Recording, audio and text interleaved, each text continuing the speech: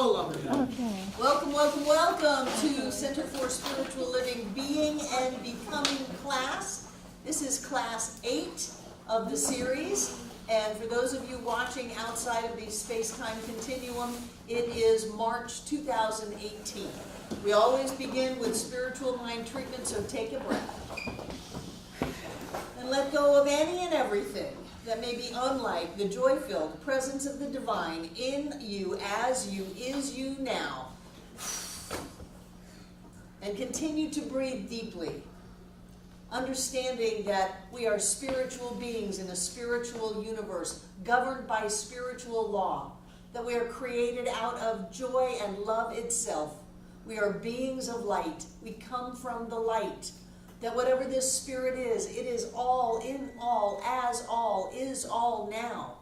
It is what we are, and we are what it is. And so we move into this class tonight with a great understanding of this material, of how the universe works, of what our relationship with the divine is, of who we are. And we allow that understanding to demonstrate and manifest in every moment of our lives, in every circumstance and condition. God is. And so with great gratitude and thanksgiving that we get another day to play with Fenwick Holmes, we simply release this treatment into all that spirit is, knowing that spirit is all, as together we say, and so it is.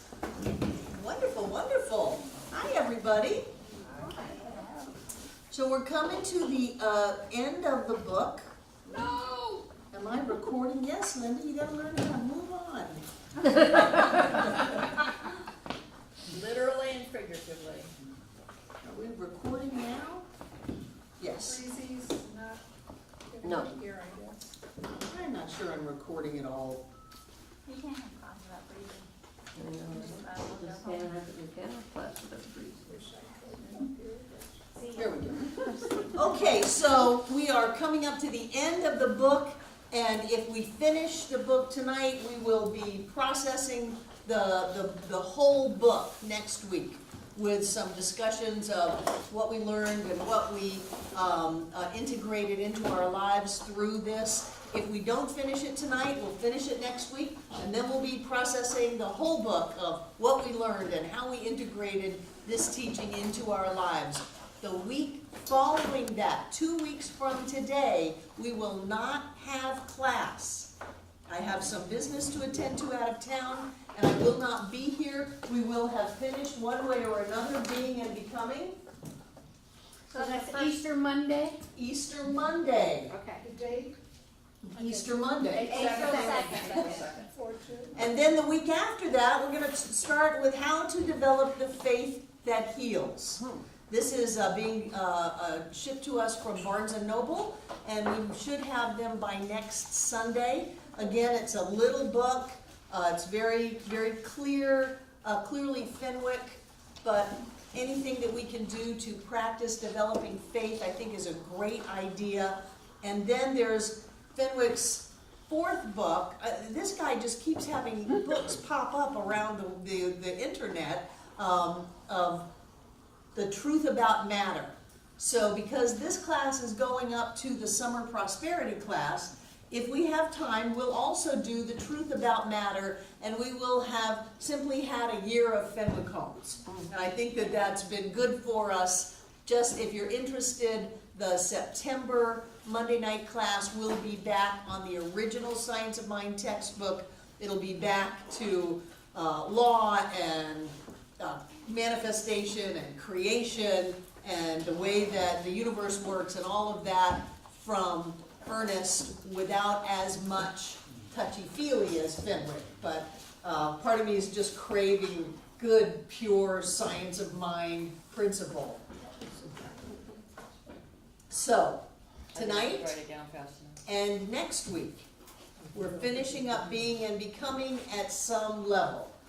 No class Easter Monday, and then we begin with how to develop the faith that heals. If we're done with it before the prosperity class, we'll go on to the truth about matter. And I think I've seen yet another book floating around from Fenwick. So I don't know how we do this. I think that our interest in him is going back in time to 1910 or 1920 and changing what he wrote into an abundance of books and then having them here for us. Because that's the way it works. When you have a desire and you have a thought, then whatever needs to happen to bring that into form in this now moment happens, even if it's 100 years ago. Isn't that cool? Wow. Very cool, very cool. Turn my ringer off. For those of you who may have missed, this Friday at 6 o'clock is our fire walk. We may not have a fire walk during the prosperity class. We may do something different since we're doing a fire walk this Friday. So if you want to be in a fire walk, come Friday at 6. If you've ever thought about inviting anyone to a fire walk or to the center, this is a great thing to do. Whether they ever do the fire walk or not, it doesn't matter. Watching someone walk across 1,400 degree coals with flames coming up in the air from them is amazing. It really lets us know that we can do anything. And I know that for me, I went a couple of years not walking, and be up at the fire, can I walk across this fire and be safe? And I would get a very loud no. Is this mine to do? Let me rephrase that. Is anybody else out there? No. So I would turn around and go back, and it was a very big growth process for me, since I have a lot of stuff on. I'm Barbara Waterhouse, I'm the minister of this center. I'm supposed to walk across the fire. You know, John can walk across it first, because he's the one who really owns the fire, but I definitely am supposed to be walking, and what is this no? And I had a couple of years to process that into, whatever you do is fine. You know, you don't have to prove yourself to anyone. You walk across the fire 100 times. It's more important to develop intuition and guidance than it is to try to force something, which is really what this whole year has been about. So if you want a flyer to take home and give to someone, they are right here, and you too can be a part of all that's happening here Friday. Nicholas, you coming to the fire walk? I think so. You think so? I know so. Yes, I am. I am clear. I am going. I brought the cake today. So last week, before we move on, last week we talked about the God that hears us, the God which I think was the correct grammar.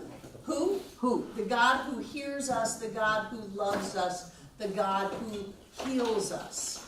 And I just wanted to touch on that a little bit. Did you have any thoughts or experiences of that last week? Did you have a closer connection, a sense of a presence, something like that? No? Am I the only one? I liked it. I did too. What is wrong with my recorder? You better. I don't know. Well, we've got the videotape, so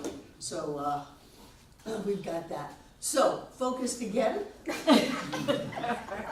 Did you have an experience of that? Did you have a sense that there's a part of you that can never be separated, that always hears you, that always loves you, that knows you, that is always connected, and that it's okay if it feels like arms coming around you or something lifting you up?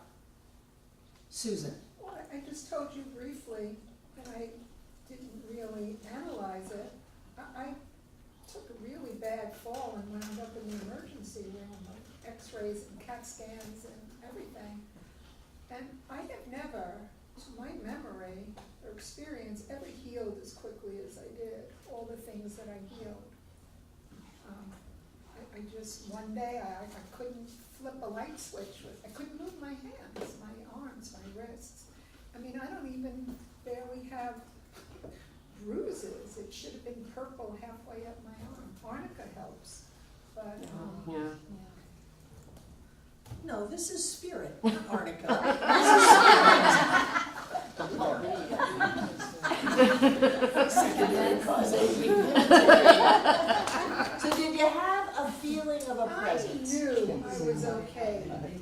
My personal experience is not so positive when I'm operating on my own. I'm always fearful that it's, whatever it is, it's gonna get worse. But I just really knew that I was okay. My head wasn't broken, my wrists weren't broken, I mean, my ribs weren't broken, I just knew that. Yay, Yeah. Good. Yeah. And- Good. Yeah. good, good. Who else? There were other hands up here, I know there were.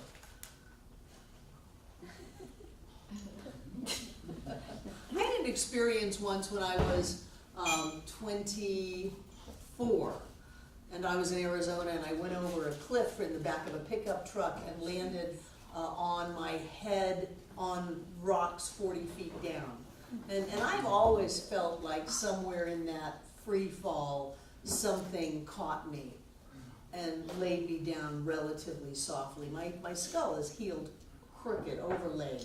And the chiropractors always say, well, if it did that to your skull, what did it do to your neck, and your back? So I've always felt that somehow to not die in that accident, something cushioned me on that free fall. The guy from Cirque du Soleil died from a 20-foot fall on stage. Mine was a 40-foot free fall onto rocks. So I have a sense that I have been guided and directed. I get that a lot when doors are closed. Instead of feeling frustrated, what's wrong with me, why can't I create this, why didn't this happen? Thank you. Whatever it is, whoever you are, whatever part of me that is that just slammed that door in my face, thank you. We were at the closing table for a piece of property before we moved here out in Mills River, and we were at the closing table with all of the documents drawn up, and the person took the property off the market right then. Just right then and there. We were at a closing in Florida a few years ago for a piece of property, and as we were closing, the title company did a last-second title search. And the first title search had triggered off the IRS, and they had put a lien on the property for 3 times its value. Oh, wow. So it just stopped everything right then and there. And we had papers signed and all of that, and all of a sudden it was gone. And I always go to thank you. Because for me, every closed door keeps me from going where I don't want to go. Where in my highest and best, in my clearest yet to be, my best yet to be, it's not there. And as I look down paths that I've taken, marriages that I've had, things I've done, part of me is like, well, you could have been a little bit more on top of these things. So I have that feeling when things are not working out. And I have that feeling when I should have been really hurt and I wasn't. When things should have gone drastically awry and they didn't. And I feel like there are additional powers at work, not to be confused with outside powers. It's all us, but we demonstrate in multidimensional ways, and some of which are words inside of our head. John was in Texas as a young man setting a hole on fire that had grown in with gas, and it was 10, 20 feet across, and with grass. And he went around with gasoline and poured the gasoline all down the edges of the hole. And then he lit a match and threw it in. And he said, as clear as day, a voice screamed at him to run as the thing exploded. But had he not heard that part of himself, it would have exploded in his face. So what I want you to do is to have a feeling of this, the God who loves me, the God who hears me, the God who heals me, and to have some kind of a sense what that means other than just an intellectual understanding of it. And so I'm going to ask you again, When have you had that kind of thing in your life? Nicholas? I have that thing reoccurring lots of times in the dream stage. When I wake up from a dream and it's just a really powerful connection, almost like a lucid dream, I just feel that it's a knowingness that Spirit is with me and sharing information that is vital to me, for me to know or to understand. I don't always understand it, but I feel like a stronger connection. And many, many, many times being in nature. Good, good. The trees talk to you. Oh God, They yeah. say, chill. And I talk to them. Yeah, I've had some good conversations with trees and rocks. Who else? James? Years ago, when I was 30, and I was up in the Arctic, and I fell upside down and backwards off a cliff, and it was about 25 feet onto the rocks below, and there was nobody. I mean, it was in the wilderness, and there were 8 of us, but nobody else. And I lay there, and I thought I had died, and I thought, oh, wow, the sky is so blue and everything is so beautiful. And I thought, if this is death, this is just so nice. Well, but the thing of it is, it wasn't. I had a Kelty pack and I had very good suspension on it. And when I fell, I was going so fast, my legs flew up in the air.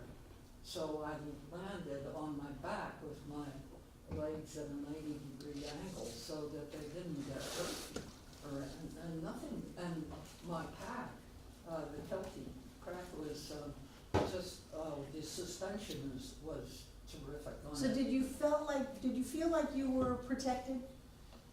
Well, I was just, I don't know, I thought I was dead, and I liked that. Did you feel like you were protected? Protected. Mhm. Well, I just, Because that's where I want to go. I want you to have a feeling that there is something here.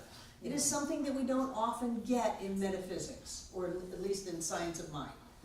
And so I want you to have some kind of a connection with this presence and this power that is you, but it can also be outside of you, touching you, or talking to you, or guiding you. Oh, I have had that. I've had several falls like that. That was the most dramatic, but I've had quite a few. Do you feel guided in your life? Well, that's the thing. I wish I were. Okay, I want you to think about some time in your life when you felt protected or guided. Okay? Yeah. Okay, tell me when you get it. Okay. Thanks. Did you have your hand up, Mandy? No, but I actually have something. I could see that. I made an offer on a piece of land in Asheville, and actually, got a contract going and everything, and there was something that was bothering me about it, and it wouldn't go away. Whenever I tried to get it to go away, something else would happen. It'd be like I really wanted to get it, I didn't want this other thing to get in the way, but it took like 3 times for it to keep happening for me to realize, duh, the universe doesn't want me to do this. And is it an outside universe? Well, no, Okay. but it finally, I did realize though that I was being protected. That Mhm. there was a reason that Right. it was much better for my best interest to not have that deal go through. Good. And you don't ever need to know what that reason is to know that this worked out for your best. Yes. But it would have been better if I could have just listened when it first started coming. Boy, isn't that the truth for all of us? Nicholas, I find this Michelle, perspective and then Judith. very, very interesting. What she just brought up and what you were saying, that the opposite happens to me. I guess I'm so stubborn and persistent on what I want or what I desire, that when something doesn't go through, I think I'm doing something wrong. Why isn't this lining up? Or there's a small voice that comes in and says, maybe this isn't in your best interest. But very, very light, very small. So the voices are at least equal. It's your listening. You listen louder to the critic that says, you're not doing this right, there's something wrong with you, that you didn't create this the way you thought you wanted it, and you listen very faintly to the voice that says, Nicholas, this isn't right. I don't wanna believe that it's not right. I know you don't, because you want it the way that you want it. Yes. We've been working on this for 1.5 years now. It started with this thing called You, where we started to have a different experience of who we are. That we are loved, we are precious, we are beings of light, we come from the light. And we've started to let go of this need to control, because we have developed trust and faith in that greater reality of who we are. You haven't had that because you came in just a few weeks ago. So you're still in the mindset of, this is the way that I want it, I know what's best for me, I don't want to let go and just think that maybe something better will come along. I want it the way that I want it, and I appreciate that because I like that. But there is a higher reality of who we are in alignment with that incredible presence of spirit in us as us. And when we can align with that, we can have things show up that are so much better than what we ever thought was what we wanted. And that's where we've gone. And are you aware that I've been guiding you for like 18 months now into a specific direction? Good. Michelle. I already shared the experience of the car coming through the fence when I had Kieran at the park, in that moment where I thought, okay, I don't want him that close to the fence, and we're walking away and a car comes through. So that was probably one of the more significant feelings of intuition and protection. And but more recently, I had a moment with, and again, it's with Kieran. For some reason, it keeps happening with him. But my stepbrother drowned, and I've had a fear of, there's this fear inside me because some kids tried to save him in the water and couldn't get him up. And I have dreams that Kieran's underwater and I'm trying to swim him up and I can't, he's too heavy, I can't get him up. And he started taking swim lessons, so that was like bringing up some of that fear again. And I was at the pool with him this weekend, and he's going underwater with goggles and looking at me and holding his breath and swimming around me. And it's like I was able to kind of put some of that away and feel safe. It was that moment where I felt like things are going to be okay. Like, just because you had this experience, I'm rewiring my brain a little bit to see that it's going to be okay. So that was kind of my recent moment. And can you have a sense that Kieran is protected? Yes. Yeah. Yeah. And that he's safe. That's what I felt. Like Yeah. under the water with him, Yeah. I was like, he's fine. He's fine. Yes. Good for you. Good for you. Judith. It's been happening like constantly for me for the last few years. Before I moved here, my girlfriend had broken up with me. I lost my apartment of 26 years and I didn't know what I was going to do. I couldn't find a place to live, and all of a sudden this voice inside of me said, Asheville. So I called Devin Mayer and said, I'm coming, and here I am. And then I came here. And I finally learned to trust, and I finally learned to treat for peace.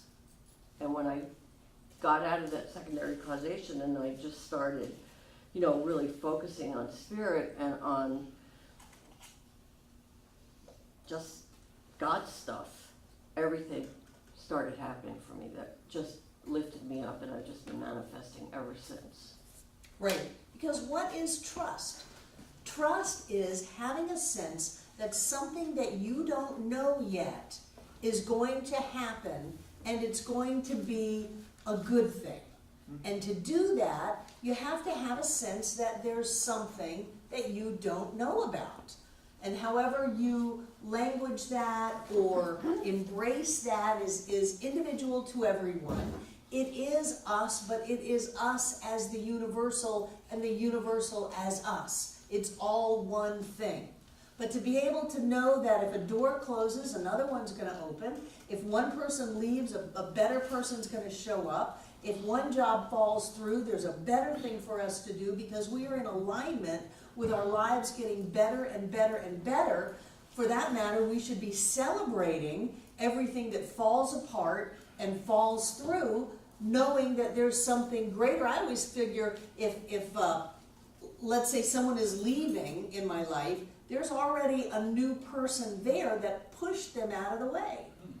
So if there's another, if there's something that I thought was going to be that isn't, something else has already taken up that space and won't allow the demonstration of the lesser in an ever-expanding universe. It must be the greater.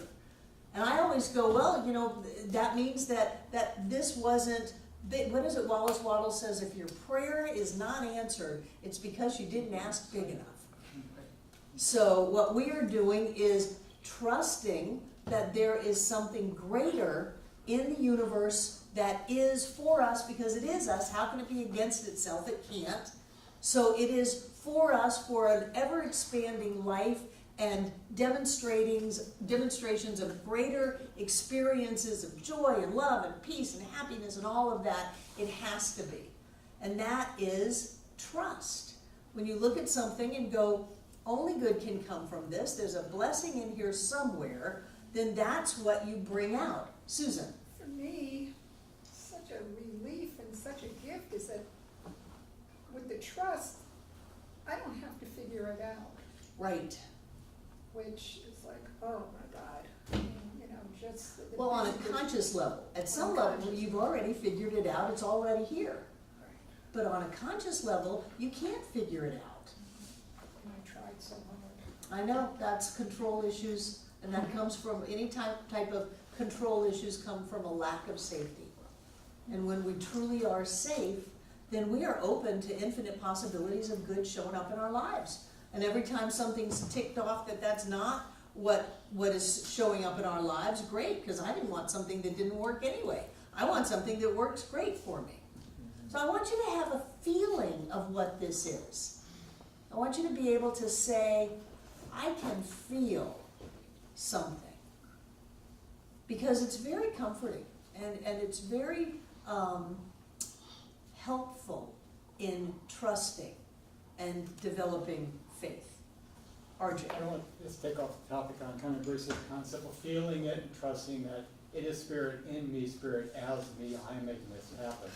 And kind of comparing that to this concept of having angels or archangels protecting me, which I would think of as something outside of me, spirits outside of me. Or are those angels manifestations of me?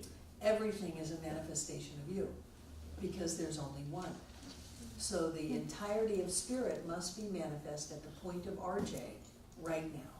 And if that comes with some pretty glorious beings that are shining bright and have superpowers, that's okay with me. But it's all you.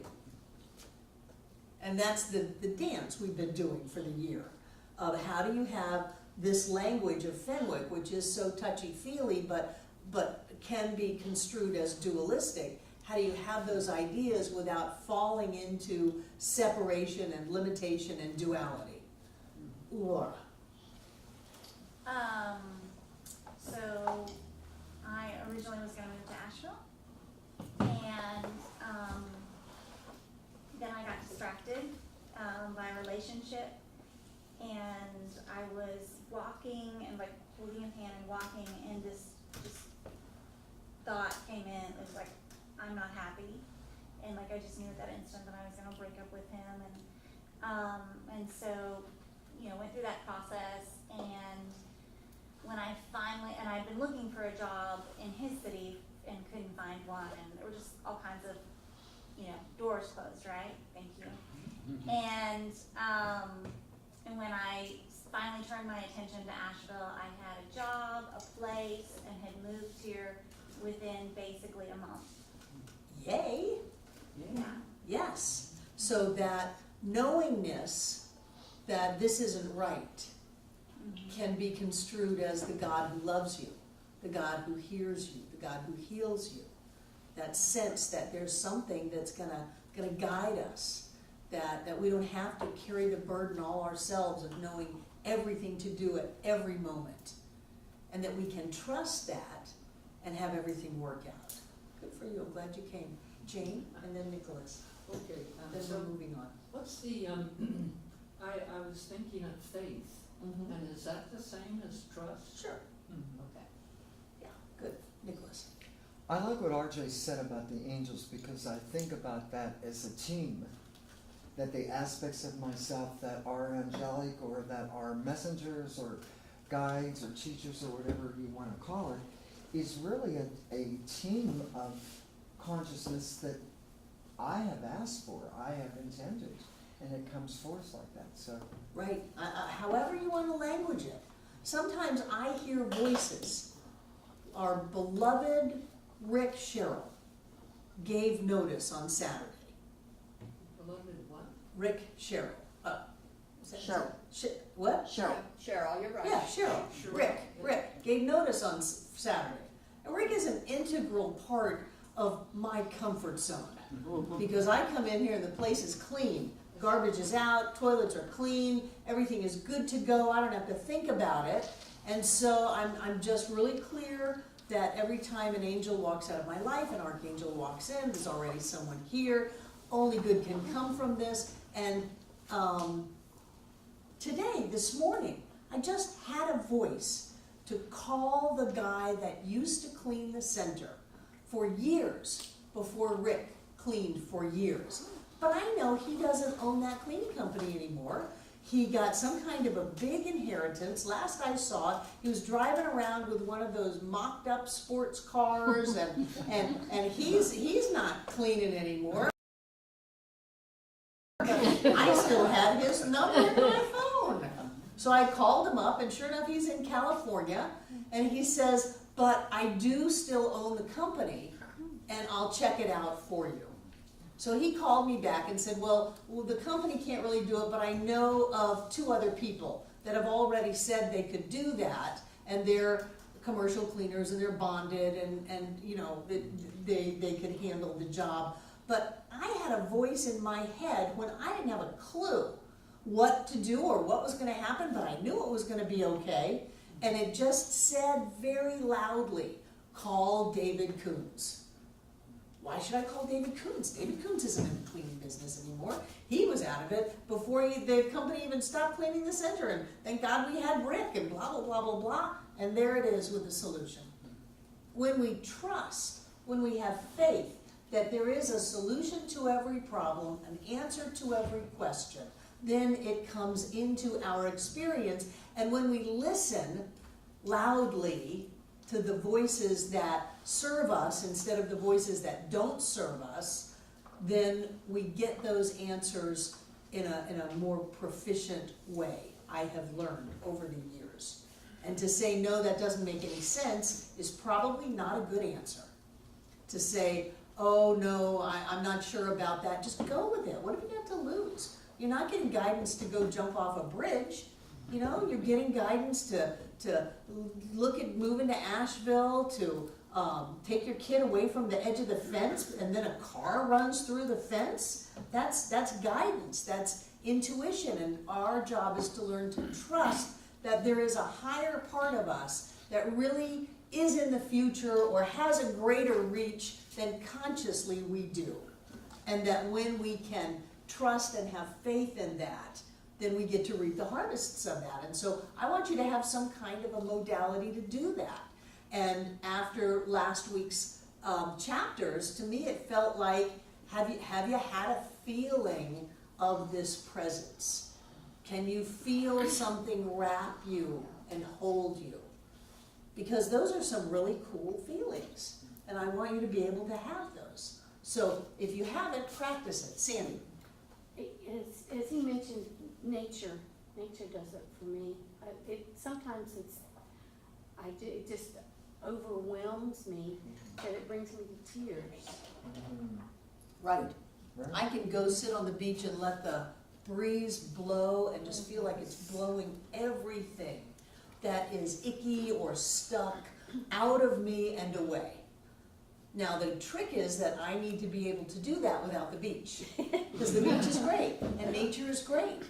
But if we can only do that with those outside circumstances, we are limiting ourselves, because truly I put it in the waves and the breeze. Other people go to the beach and they go, oh, it's terrible, it's cold. There's a mess of sand, it's raining. So we put it in there. You put it in nature. I put it in the ocean, and that's what we get. So practice just checking yourself out and seeing how you get to experience that. I think it's important. Now we're talking about mysticism, one of my favorite topics. What chapter? Chapter 18, the mystic union, or how to realize the presence. And he starts off in that chapter by saying, human life can never be complete without the union of the individual consciousness with the universal. The final search of the soul must therefore be for this wholeness of being. The final search of the soul. You've done all this work. You've learned how to create your life. You've learned about metaphysics and the power of your thought and the power of your word and how you're experiencing reality, how you are at choice as to what to have your life be like. But he's saying the final search must be for this wholeness of being. And so he's taken us to the end of the book of spirit, being, becoming in form, both on a universal level and on an individual level. Barbara, being, becoming in form as my life. But he's saying the real thing is this realization of wholeness in us. That until we can experience that wholeness, we've only gone so far. And he said that every person craves a personal relationship with God. Every person craves that. And so we want to be mindful that we don't get too much into principle and theory, that we miss the personalness of our relationship with spirit.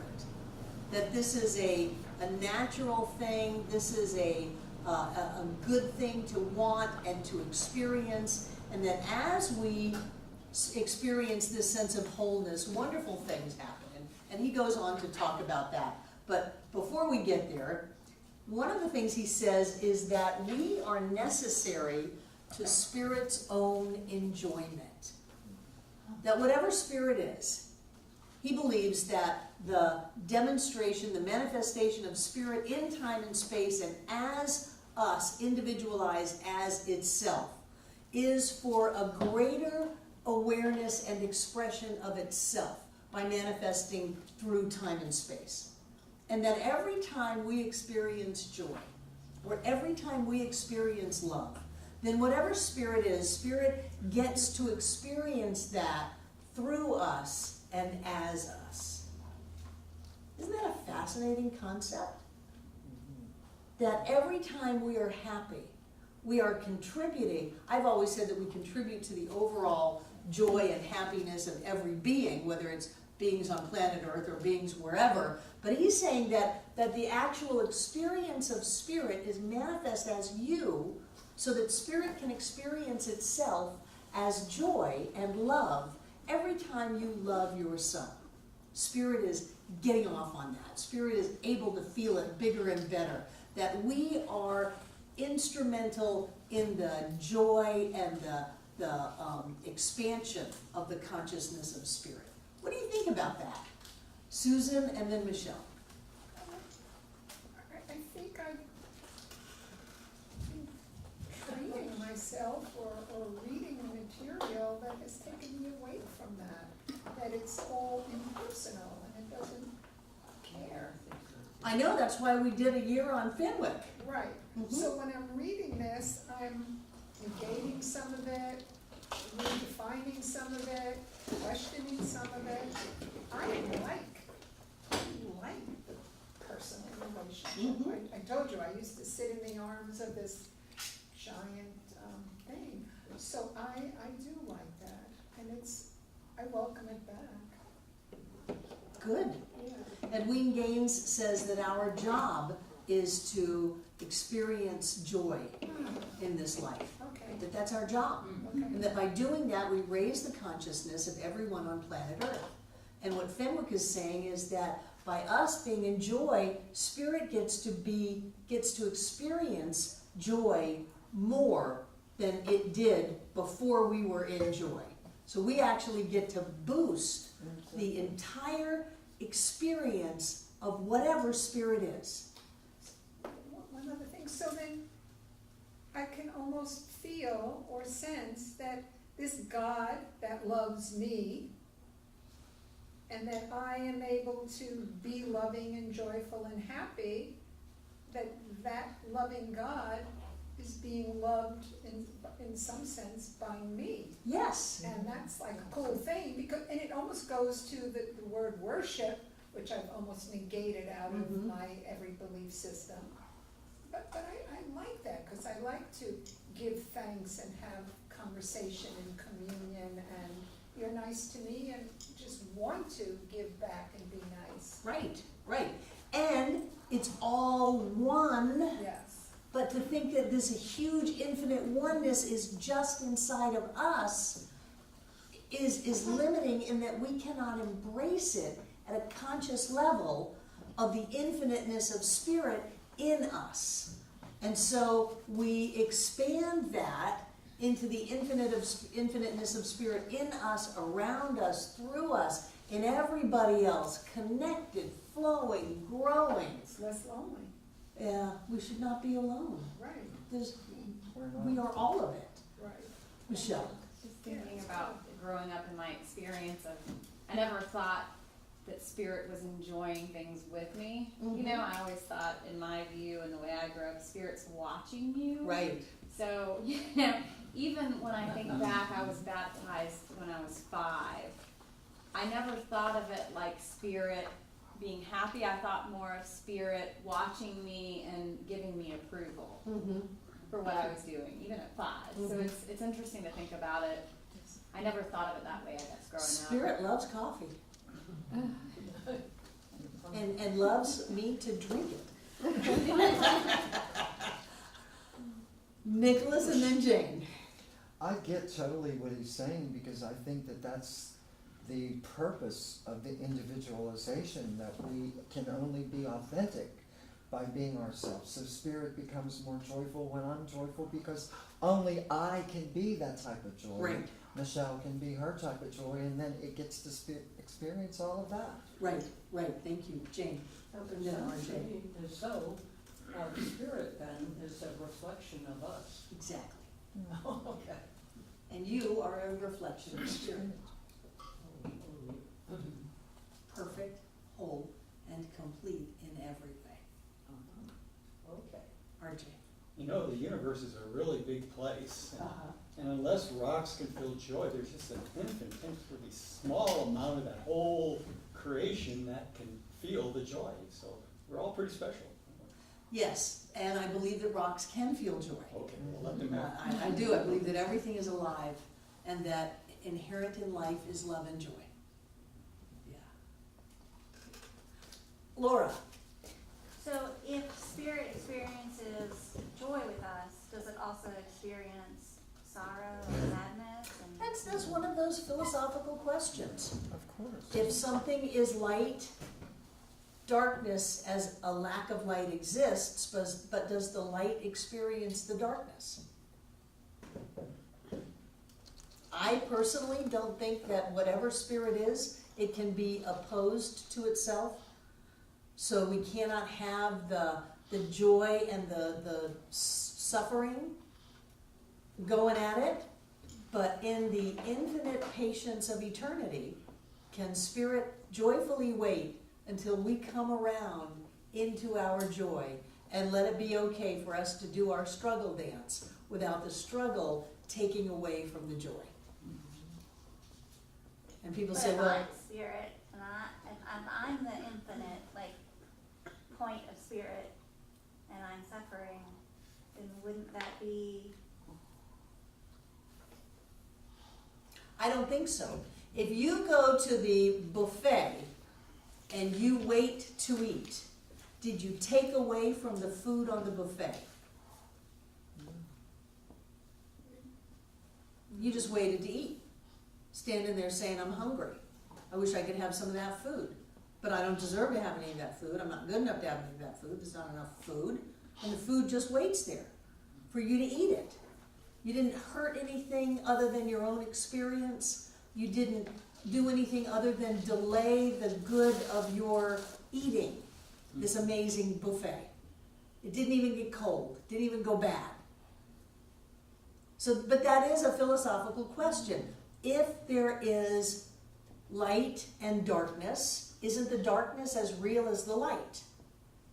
But if you are light and there is darkness, which is just the blocking of light, does the darkness have any power over the light? I don't think it does. And so if you are joy, and yet blocking of joy creates struggle and suffering, does the suffering have any power over the joy? I don't think it does. Does spirit get annoyed with you because you're struggling? I don't think so. I think spirit's just hanging out in its joy, and as you come along, whether it's this lifetime or 1,000 from now, then there is just greater joy to experience. But part of this whole idea of freedom has to be that you have free will to come into your joy at your own pace and choice.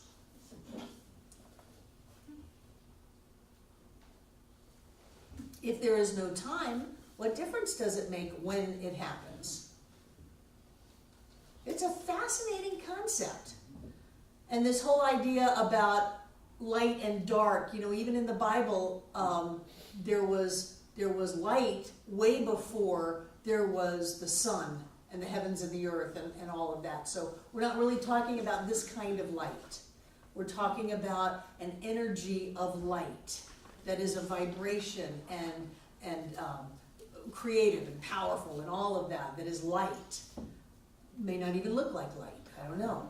So you can't compare something that's in a relative term with something on the absolute and have them be at equal levels.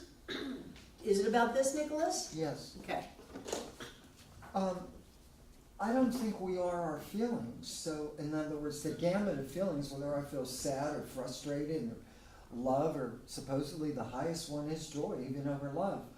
I don't get why, if I'm having the feeling of frustration, and yet I know it's just a feeling like a wavelength of some water. It's not me. I'm having it, I'm expressing it, but I'm not getting how we could get locked up in identifying with the feeling. Right. And the joy that I'm talking about is not emotional joy. It's Okay. spiritual joy. Yes. Yes. Okay. It's a whole different thing. It's the yogis that just sit there and giggle because they're connected with everything and they're filled full to overflowing. And that relationship with spirit is one of great joy. It's not, oh boy, I got a new car. Right. It's not the transient emotion of joy. Something to think about. The God who loves me, the God who hears me, the God who heals me also enjoys it when you're having a good time, because it adds to that bigger expression of the infinite. I mean, maybe it just grows the infinite out a little bit. Who knows? I believe that it lifts race consciousness of every being on this planet every time we are joy-filled, every time we are connected, every time we take the higher path. So give yourself that little pat on the back. I did a great job. I really enjoyed my lunch. I enjoyed that. I looked into my lover's eyes and I just opened up my heart and I enjoyed that. I gave that to all that spirit is, which means I gave it to me, I gave it to everybody else on the planet, I gave it to the universe, and I gave it beyond. I did a really good job. You know, if we're going to have things to aspire to, because we are competitive in nature, let's aspire to be more joyous and more loving than we were yesterday. Hi, Elise. Hi. I have another question. Wonderful. So Fenwick goes on to say that when we are experiencing a separation from spirit, we are suffering and filled with incompleteness. And when we are at one with spirit, we are in peace, poise, and contentment. So you can check yourself out. If you're suffering, if you're feeling incomplete, if you have anything that is incomplete, your checkbook is incomplete, the amount of time left in the day is incomplete, your amount of energy is incomplete, whatever it is that may be incomplete, then that comes from a sense of separation. And based on what he just said about joy, then we're also not in our joy. When you're at one, you're feeling peace, poise, and contentment. And I think that's why Abraham says, pick a better feeling thought. You know, if you can move into joy, if you can make yourself just generate some joy inside of yourself, then you will be able to get back into alignment with who you truly are, which is spirit, and demonstrate peace, poise, and contentment. So however it is that you use these tools and techniques to decide what kind of state you're going to be in, generate your state that will open up the doors to having better experiences. And better experiences on the outside come from better experiences on the inside. You know, if you're going to eat a hamburger from McDonald's, just enjoy the heck out of it. Bless it. Just check out how wonderful it is instead of beating yourself up for it. It's not so much about the hamburger, although if you curse something and then put it in your body, chances are really good it's going to make you sick. If you bless it, your body is much more easy to assimilate it, but it also changes that reality that you are in alignment. So wherever you are, be grateful for it. Whatever you're doing, be grateful for it, bless it, praise it, lift it up, have some joy involved in it, and watch how it goes from something that was a lower experience of suffering and incompleteness to a higher experience of peace, poise, and contentment. All because you changed the way you feel, and in doing so, you opened up your alignment again to who you are as spirit in form as you. Does that make sense? This is some good stuff. And then he talks about moving into the mystic union. And he says the first thing you're going to do is use concentration. Now, we just went through in this book how you're not supposed to concentrate, you're not supposed to use willpower, you're supposed to open up to that greater level of awareness. He's talking about concentrating on one thing, which is your experience of oneness. And to use your mental discipline to not be sidetracked by traffic or news reports or what somebody did or didn't do, but to use your concentration to focus on your oneness, your experience of oneness. And he's saying that you move into a state of stillness, but the stillness, he wants you to know, is not the mystic consciousness. That when you are in a state of stillness, what happens to you? You're listening. You're listening. You're listening. That state of stillness where you're really focusing on how you're connected with everything, how you are a spiritual being, and that, you know, God is all there is, however you want to say it. It opens you up to listen because you're not distracted by the you know that voice. You're not distracted by it, so you can hear the intuition, so that you can trust it and be guided by it, and end up in Asheville instead of somewhere else where your life is working great. He wants you to practice using concentration for your connection, to feel that connection, and to move into the stillness, which is not with the jabbering, the monkey mind, and to listen. And he says that's one of the steps. He says that the mystic consciousness, you can only get to it through love. So the more you love, the closer to the mystic consciousness you get. And remember, he's saying that that is every person's sole desire, is to have that union with spirit, as spirit, of spirit, however you want to say it. And that as we get closer and closer to this is the grand finale of the book. Being and becoming. Being and becoming at the point of us, spirit as us, and our awareness of it. So he's saying that the more you love, the more you get to that connection. The more you love everything and everyone, because you cannot experience oneness if you are not loving. What do you think about that? Wow. You can't experience oneness if you're criticizing. You can't experience oneness if you're judging. You can't experience oneness if you're complaining. And if you're doing that to yourself, that is the same thing. You're going to cut yourself off from your experience of oneness. And you're going to be alone and struggling and incomplete and upset and wondering why everything in your life is going to pot. So what we want to do is we want to love. We want to focus. We want to be vigilant with our thoughts that I am going to experience my connection. That's my soul's purpose, is to feel that connection with all that is. And I do it, one of the ways I know I'm on the right track is I'm happy, I'm joy-filled, and I'm love. Whether you're loving or being loved, whatever it is, I am love. And then you're moving closer and closer to that experience. And he says that is the place where you're going to get a lot of intuitive guidance. Listen to it. Have the courage to act on it. I'm looking at Mae McCarthy's new book, 4-Hour Prosperity Class. And she talks a lot about intuition and guidance and getting yourself in gratitude, which is the same thing as love and joy. Getting yourself all worked up on gratitude and then listening. So it's the same thing as Abraham. You're going to find a better feeling thought, get your vibrational alignment with your greatest good, and then pay attention to what's going on.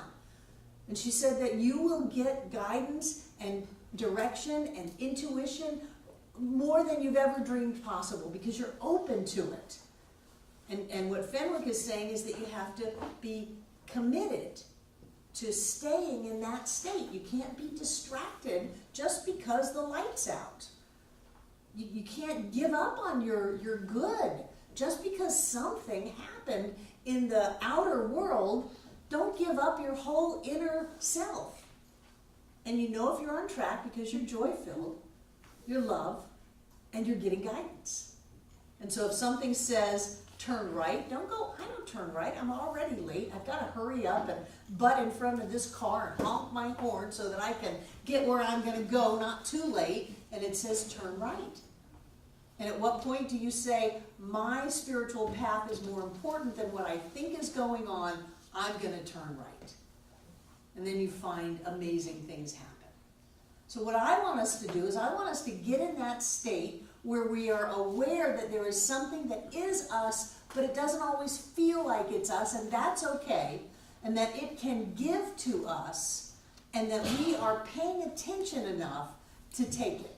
Whether it's love, whether it's guidance, whether it's a door opening, whether it's an opportunity showing up, and that we can be in alignment with that greater good.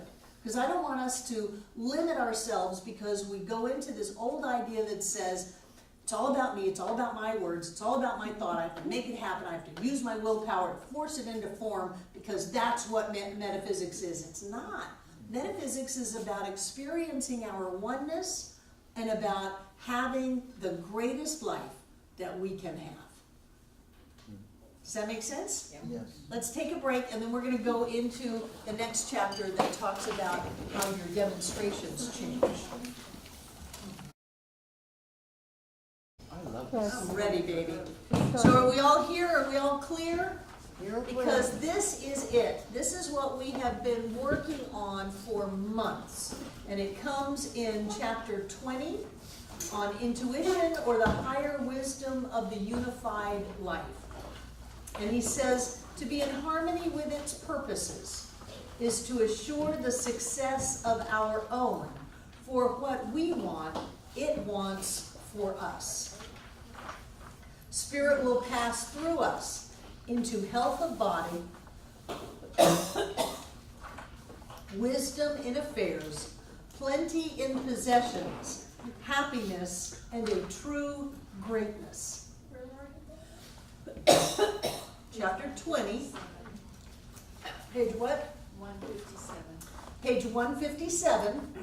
He says to be in harmony with its purposes, that's spirit, is to assure the success of our own. And how many times have we wanted to assure the success of our own purposes, which might be prosperity or love or success, but we weren't willing to be in harmony with spiritual purpose, which is love and joy. We thought, oh, well, just this once we'll do a win-lose so that we can win, But I know the higher path is a win-win for everybody, and if it's a win-lose, it's really a lose-lose, because you can't have a win-lose in an infinite, you can't have a lose period. And so we compromise what we are trying to demonstrate by not going for it at the highest level. You know, if it's not where everybody wins, it's not worth doing, because you're not in alignment, and it's going to have a bad apple in there. Something that's got that competitive nature, that win-lose, is going to be in there, and it's going to rot the whole thing. Have you noticed that happen? Yes. Yes. We usually learn this lesson the hard way. More than once. More than once. Really, really, really. So what he's saying is that when we are in harmony with Spirit, when we are in alignment with our oneness, which means that everybody is us. So I can only wish the best for you because you are me. I cannot have my best unless I wish your best for you. Unless I know your health and wholeness and joy, I can't have mine. This is a fascinating concept. This is why practitioners love to be practitioners. Because when they know the truth for you, they get it. The flip side is also true. If I know lack and limitation for someone, even if it's in passing, oh, well, you know, that person. No, you don't get to go there if you want what you want. You have to hold the high consciousness for everyone, because everyone is you. You can't beat yourself up. You can't criticize yourself. You can't make yourself wrong, because that takes you out of alignment. You are no longer in alignment with spiritual purpose, which is expansion of love and joy and prosperity. Period. Peace on earth, goodwill to men. That's what spiritual purpose is. The expansion of life into greater life. That's all that it can be. And we have to be in alignment with that. And when we are in alignment with that, we get all the good stuff in our life. If we don't have good stuff filling our lives in every corner, it's because we are not yet in alignment with our oneness. And he says that is the mystical union. That is what we all crave. That is the highest level, at least in this plane, that he can see us going to. So when we are focused on God is all there is, Spirit is all that there is, we are all an incarnation, an individualization, a manifestation of the divine, perfect, whole, and complete in every way, then our lives are filled with great stuff. But we have to be willing to see that for other people. I remember with my first husband, it took me some real work to stop being angry with him. When I shared my lack of joy in our marriage, he threatened to take my 3-year-old and that I would never see him again. And so my lack of maturity then saw the only way out of that was to take my 3-year-old 4,000 miles away and hide with him. And 2 years later, he had my 5-year-old, and I saw him very little for 10 years. So I had stuff on this guy. I felt like I had been done wrong, and that the most precious thing in the world to me had been taken from me. The most important thing I learned in my early years in Science of Mind was how to wish for him to be held in loving arms of someone that just adored him. To wish for him to have prosperity and success and happiness and joy. And I had to really do it. I couldn't just give lip service to it. I had to not only stop being really mad at him, but I had to wish for him to, I didn't know the no for him. I was wishing for him. I was seeing him as happy and successful and joy-filled and loved. And that was such a healing for me, because once I could allow him the freedom to have his joyous life, I started getting more and more joy in my life. There are no shortcuts here. You cannot say, oh, I'm one with all except for that person, because they don't deserve it. They're a dirty, rotten racket. You can't do that. not and expect your body to be healthy, your money to be prosperous, your sense of life to be full. You can't have that. So he's saying that Spirit's purpose is in alignment with our purpose. And when our purpose is in alignment with Spirit's purpose, then that has to be what Spirit wants for us. And keep in mind, this is 100-year-old language. But how can Spirit want anything for us that is not itself? It can't. The only thing that Spirit can do is be who it is as us.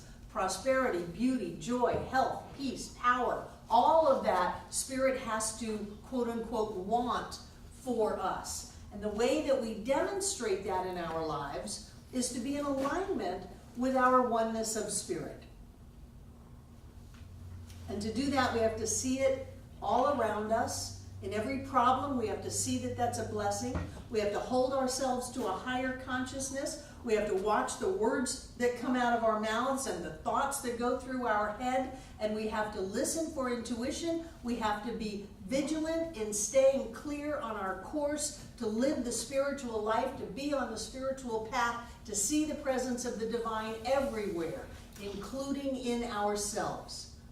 And when we do that, he says Spirit will pass through us into health of body, wisdom in affairs, plenty in possessions, happiness, and a true greatness.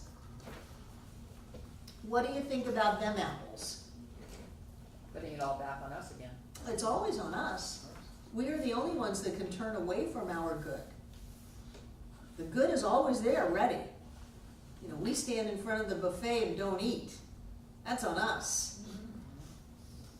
Nicholas? I find it's interesting how little nuances sometimes have a light go off in me. Like just hearing your story about your separation and your son and the husband thing, blah, blah, blah. My ex-wife's name was Barbara. She took my son away from me for 15 years. And I have a very rigid thing of like, I don't want to have anything to do with her. And just now, with you sharing that story, shifted that in me. You gotta not only forgive her, you've gotta be grateful, and you've gotta love her. I understand. Even if she's not on this plane. Oh, she's on the plane. I swear that my youngest grandson is my first husband reincarnated. Okay. And right now, I've even got his parents saying, yes, that's him. But for me, it's giving me another chance to have a relationship with him that is healthy and loving and joy-filled. Because truth be known, Nicholas, you still love Barbara. You cannot stop loving. You can't. I would choose to love her by loving you and loving you. Do you know what that? You know what I Truth be mean? known is you still love the mother of your child. You love. Once you love, you love. You can't turn love off. You can't stop love off. Stop love. And so you might as well be honest with yourself and say, well, I do love her. Maybe a part of me loves a part of her, however you want to be able to swallow it. You love her. You might as well deal with it and let that be okay, and then go ahead and just go for it and then love her with the best that Nicholas is. Love her by knowing that she's happy, that she's supported by the entire universe, that your son has a great mom. And you, my friend, will be better off for it. Oh, I know that. We are the only ones that close down our flow. Susan. I spoke of this before. I was taught and I practiced a lot. I didn't use the word no for them, but wish for them Mm-hmm. everything that I wished for myself. And that was very, very, very, very difficult. And that's why I manually did 70 times 7, maybe 700, maybe 7,000, maybe 700,000 times. I filled up book after book after book doing that. Now I get off the phone with him and we both say, I love you. Yeah. Yeah. And you are better off for the process. Probably that's what turned it, was that I needed that toxic stuff out of me because it was making me ill. It'll kill you. Yeah. So there was that little edge that this is somehow for me, and then very much for me, and then all about me. But again, it is a win-win, and I knew that ultimately it was. Anything that wishes harm, no matter on who or what, brings harm to us. Yeah. And so we're at choice. We're the ones who turn off the valve of our good. We're the ones who turn away from the light. We're the ones who make ourselves sick. And the only way out is to be in alignment with Spirit's purpose, which is oneness and expansion and growth and love and joy. And we have to be in alignment with that. And then we get health of body, wisdom in affairs, plenty in possessions, happiness, and a true greatness. Not only do we have the joy, because joy is the sign that we're in alignment, not only are we in love, because love is the only way to get there, but our stuff shows up. And this teaching for way too long was focused on the stuff and trying to circumvent the joy and the love and the alignment. We thought that we could manifest a winning lottery ticket and still badmouth the person next to us, and that somehow that would work. And I mean, at the highest levels, people saying one thing from the pulpit and another thing as soon as they step down off the stage. People causing great harm in the world, and then presenting that you can have the life of your dreams. And I think it's taken us a lot of process time to realize that the only way it's coming through is in us. And plenty in possessions does not mean millions of dollars in the bank. It might, but it doesn't. It can be anything that has us always have more than enough for whatever it is we want to do. Does that make sense? I thought this was fantastic. He talks about in chapter 19 before this, what is that noise? Sorry, I'm getting my glasses. Oh, that's okay. The soul's darkest hour, and I don't like this chapter because he gives it as a given that when you let go of your sense of separation and prior to embracing your connection with all, there is going to be struggle and suffering and pain. And I don't agree. There might be. It's kind of like when someone's on a trapeze and they have swung and they let go, and this trapeze has not come yet. And you know, the flying through the air with the greatest of ease, they don't have a trapeze.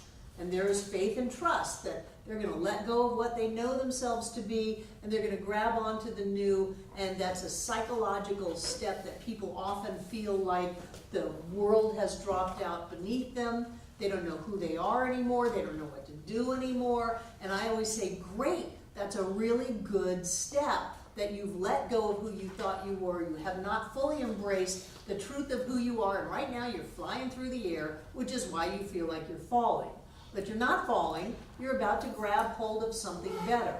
So he says that it's given, that it's painful. I don't want to plant that seed at all. I don't think it has to be painful. If it is painful, just know that it's a step of letting go. Someone once said that nobody said that the bud doesn't hurt as it splits open to the flower. And I'm thinking, well, since we're projecting all of this anyway, the bud might hurt, but maybe it doesn't. Maybe it's just a natural releasing of form into a greater expression. So it does. Don't take that, don't read that and think, okay, well, now in order to really gain my mystical union and be in my alignment with Spirit, I've got to go through all this darkness and pain. Because you don't. You've actually done quite a bit of work, and my guess is you went through some darkness and pain 20 years ago, right? So let's say you've done enough of that, and you are ready just to openly embrace all of the good that you are and all of the wonder of life. So I didn't want you polluted by that idea that there is mandatory pain and suffering. I mean, that's so old school. No pain, no gain, and that's that old competitive model. Okay? Susan. Just one thing, and then I'll let other people talk. So at 4 o'clock in the morning, and I couldn't move my hands, and I decided to pick up my book and read where I had left off, and this is what I read. I'm sustained and strengthened by eternal forces. The love of my Father presses in on me on every hand. On every hand. And I laughed out loud. And I said, okay. And you had an amazing, miraculous recovery. For me, yes, Yeah, absolutely. you went from the emergency room to here. Yeah, Yes. yeah. Well, that was on Friday. That was Friday. Yeah. It was only 3 days ago. Yeah. So I thought that was so funny, and at 4 o'clock in the morning, I laughed out loud. Yeah, good. Good. Any other comments on any of this before we go into the close? So, he says, when you're in that alignment with the purpose of spirit, that is the only time that you can really do healing work.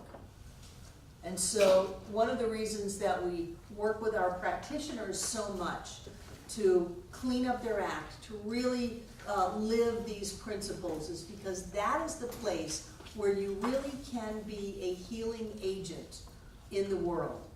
And he says, just give spirit an opportunity and realize it is now passing through into manifestation. All you have to do is give spirit a chance to heal, and it will heal. So how much do we pit our resistance against it to not give it a chance to heal? How much do we hold on to negativity and limitation and judgment and not heal? And he's saying all you have to do is give spirit a chance to heal. You don't have to make it happen. All you do is realize that it's passing into form right now. So if you have he was talking about tuberculosis because Fenwick and Ernest opened a tuberculosis healing center in, I think it was Ventura, California, because they didn't have any cure for tuberculosis. You got TB, you were removed from your family, you were put in some kind of an institution where they wanted to contain the virus or bacteria, whatever it was. And so they opened up a house to bring people in and to do healing work on them. And so he said, here you've got someone with TB and they've got a lung that's collapsed and is not functioning. And you simply know that the presence of spirit is operating on that lung right now. And the next day, the lung is operating perfectly and is healthy. And that's the kind of stuff that this does. I was gonna mention that Myrtle Fillmore had the same experience. Mm-hmm. A lot of people have TB. If she had TB and she got rid of it. Right. So he's saying you don't have to do that much. All you have to do is be clear. All you have to do is be in that state, that awareness of oneness. And then you just give spirit a chance by knowing that it's coming into that lung right now. And you know, the dualistic language, the time element, that was 100 years ago. So you can jump it forward into knowing that there's nothing to heal, only truth to be revealed, and the truth about that lung is that it is healthy and whole right now. Okay, same, only different. So he's saying if you just crack that door a little bit, people will heal, things will demonstrate, things will happen in life. Isn't that fantastic? I love this stuff.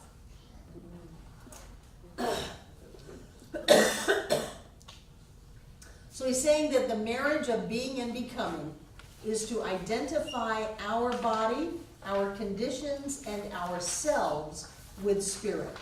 And I would say that it is to identify our body, our condition, and ourselves as spirit. And to live in that mystical union of being in alignment with the purpose of spirit. To be open to seeing that, to hold our thoughts in disciplined, he calls it concentration. I would call it focus. To not let ourselves be swayed by that. And that when we do that, spirit shows up. Shows up as guidance, shows up as money, shows up as health, shows up as circumstances, for ourselves and for other people. And then we truly do get to be that being that we have come here to be. So it's all in us, but sometimes it feels like it's outside of us, but that's because our conscious awareness cannot grasp the entirety of us. That's impossible, it's infinite. And as we are more and more in alignment with who we truly are, then amazing manifestations happen. And we're not controlling this. We are operating through intuition, through faith, through trust, through guidance. We are setting our intention, but letting it unfold in whatever greater level that is there for us. And just giving Spirit as us half a chance. I love that. It's like, just give Barbara half a chance in my life. Just give me the best of me, half a chance in my life, and watch the miracles happen. But to do that, I have to have a sense of who I am, what's going on, and that presence as me is actually moving through me into my life. Does that make sense? It's a fantastic book. I just think it's a fantastic book, and I'm looking forward to the next book or two books that we have a chance to do before the prosperity class. So, do you have any comments or questions about the material we covered tonight? Sandy. Okay, I understand the manifestation part and the intention part. Does the thoughts of luck or shit happens, does that come into play with any of this? Well, luck would be a vibrational alignment with a greater possibility. Shit happens would be a vibrational alignment with more limitation and struggle. So it's simply, where are we? Where are we in our, he calls it concentration, I call it focus and discipline. Where are we in holding our awareness to that greater truth, that Spirit is all that there is, that is what I am, that is what you are, that we live in a world of oneness. And when that is greater in our consciousness, it's called luck. If I'm judging shit happens as that, I would better serve myself to say, only good can come from this. This is a closed door that is for my highest and best. There is a greater good for me than that, because I don't want shit in my life anyway. So I don't want that. So something happened poorly. Well, okay, let's let that go. And I'm going to move forward into a greater awareness. If I plant a blessing, I'll get a blessing. If I plant a curse, I'll get a curse. So if something happens that is neutral, and I curse it, I'm going to get a curse. If I put a blessing in it and say only good can come from this because life unfolds in my greater and greater level of awareness of joy and happiness and love and prosperity and health, that's the only thing that can happen in my life, then that's what I'm going to get. But it takes discipline of thought and focus. You have to move from that competitive mindset that said, I didn't get that, which means I don't get anything. I lost. If there is any losing in your world, you're missing the boat. That's true for injustice and homelessness and death and all of that stuff. And he finishes the book talking about death. Are we done with what we've covered so far? Mm-hmm. So what do you think about death? Are you going to die? My body is. Your body is. Sandra says no, Jane says yes. Oh, I think, yeah, well, I'm not sure what that is, though. I thought I knew, just, because my husband died, and but that's when I suddenly realized there's something beyond the death of the physical body. Right. Yeah. He talks about that. And he talks about people who have had near-death experiences. And he said, but you can't make everybody wait to see if they have a near-death experience to realize that there's a greater level of livingness beyond the physical. Yeah. Has anybody ever had a near-death experience? How did it feel? But it was awesome. Awesome. How did it feel? It was really light. Light. Anybody else? I was really tiny when but I turned blue and stopped breathing, so that was pretty close to death there. Do you remember it? How'd you feel? Well, that's the thing, I was so little. Oh, you remember it. How'd you feel? Well, it didn't feel too good. No. Okay. So really what you have is a story about when you were tiny and you turned blue Yeah. inside. Yeah. So you don't really know how it feels. Well, I don't know. Yeah, so don't label it as not too good, because I bet it felt great. I bet you looked around and went, oh, I don't think so. And you were getting out of there.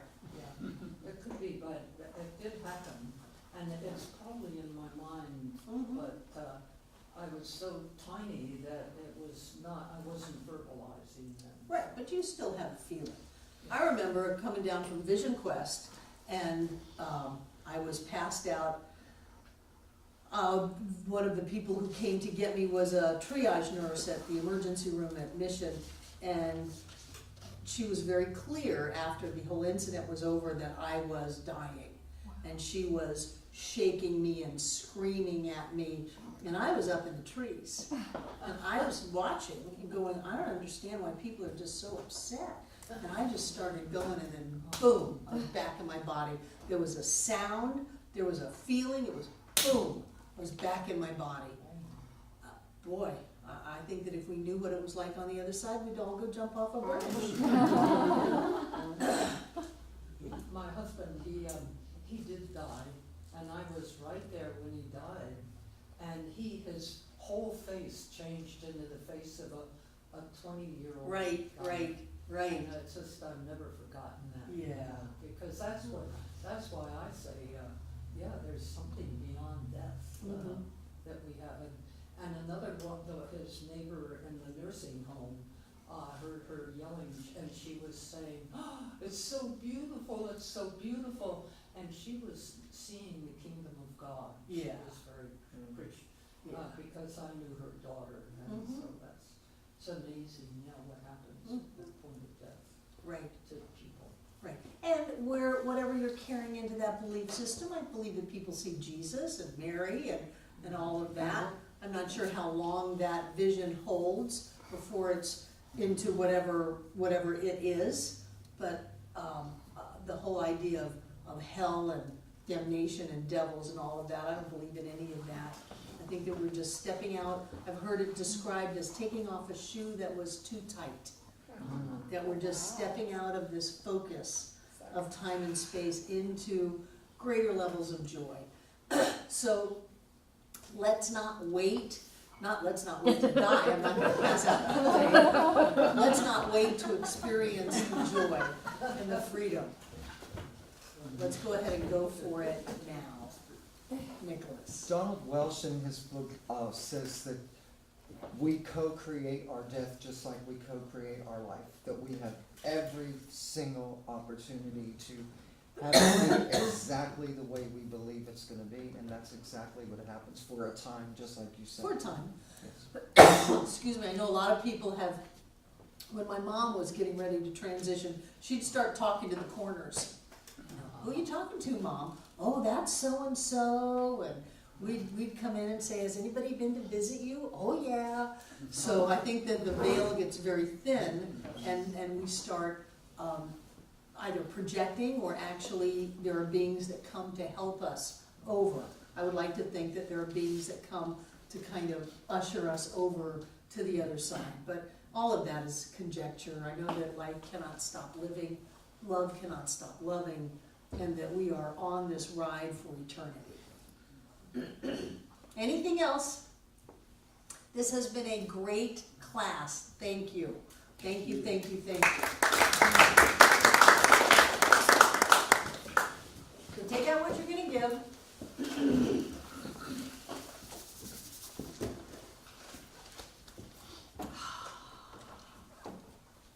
And what I know is that we combined have a generous heart. That we stand clear in our awareness of the blessing of life. that our oneness binds us not only with spirit as spirit, but with and as each other. And that the work that we do makes a difference in the world. And so I know that whatever we are giving tonight comes together to make this center all that it was ever meant to be. It is a place of peace, a beacon of light, a tower of strength, and a fountain of wisdom that touches the lives of all who call it home. And so it is.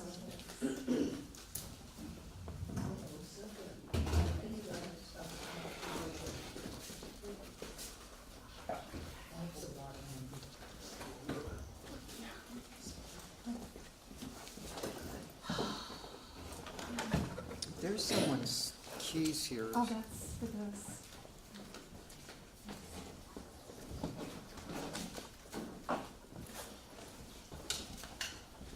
So I know that each of us comes together.